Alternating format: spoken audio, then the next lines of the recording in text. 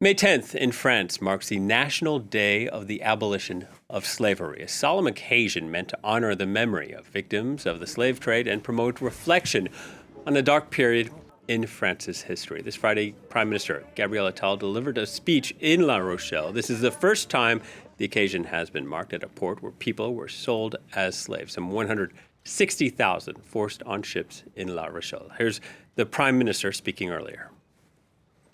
Ici même, pendant 2 siècles, For 2 centuries, right here in La Rochelle, ships left this port 447 times, sealing the fate of at least 160,000 women and men who were taken from Africa. 160,000 people out of millions of people who were the victims of slavery and the slave trade. Saying it, recognizing it, doesn't make us weaker. On the contrary, it's a way of growing. Opening our eyes in the past is the best way to build a better future.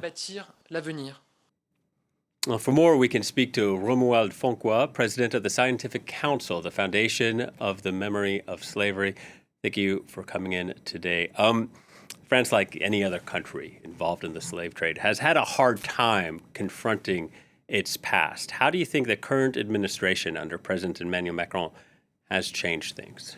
But I think that he has changed that because of the Parliament of France has considered that the slavery is a humanity crime, and for that day there are a commemoration any year at today, the May 10 of the year, and for that purpose.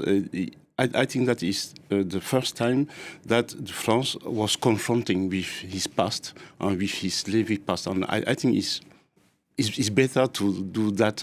Better late than never, but for our viewers who might not be familiar with it, how did French officials treat slavery before confronting these horrors of the past? Because I think that France don't confront with his past, never confront with his past, and I think that France never confronting with his past because of Haiti revolution at the beginning of the 19th century, and the France asked to Haiti to pay for that independence, and I think that this is the reason why France don't want to be confronted to his slavery history, and the also reason is that France thinks that when the department of France like Martinique, Guadeloupe, or Réunion or Guyana was in the Republic, the problem is solved. Yeah. But I think that the problem is not solved because of memory. The problem is not solved because of post-slavery.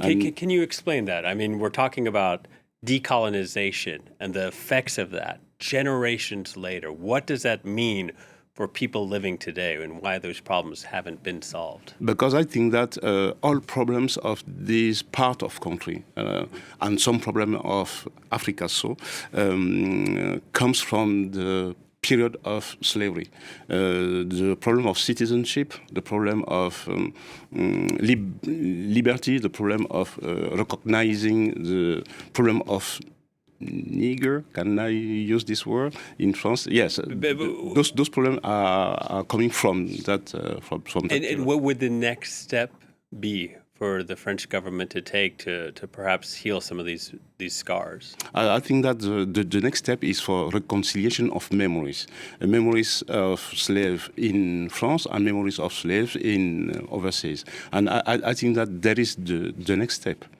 And when you look at the commemorations we're seeing today in La Rochelle, there's also the unveiling of this statue. What does it stir up in you when you see these images? I think it's the first time that France recognized that the La Rochelle or Nantes or Bordeaux was the places where slavery begins, and the countries which have gained something for the slavery. And I think it's the first time that to move forward from Paris is to recognize that all territories in France, metropolitan, were concerned by this history. Yes. Romuald, I want to thank you very much for your time. Romuald Fonkoua speaking to us, the president of the Scientific Council of the Foundation for the Memory of Slavery. Thank you very much. Thank you very much.